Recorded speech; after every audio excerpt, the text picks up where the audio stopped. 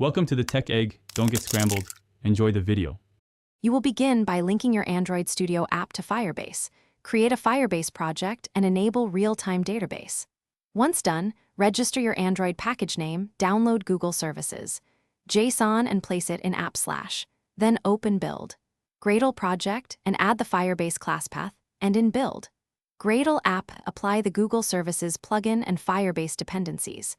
Make sure to sync Gradle so Android Studio imports the libraries. This connects the app to Firebase and prepares the runtime API you will use next. You now implement data access, initialize Firebase database, get instance, and obtain a database reference to a node you will read or write. Use push for lists, set value for objects, and update children for partial updates so you avoid overwriting. Attach add value event listener or add listener for single value event to receive real-time updates. Remove listeners in on stop to avoid leaks. Configure your database rules. Open Rules tab and allow read/write for development only, then tighten permissions using auth. UID when you move to production. To finish, wire UI events to database operations. On form submit call push or set value, show a loading state and update UI when listeners deliver data.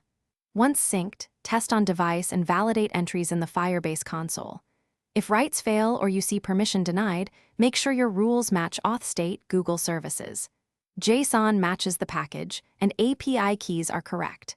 If data isn't updating, check connectivity and consider database reference. Keep synced true.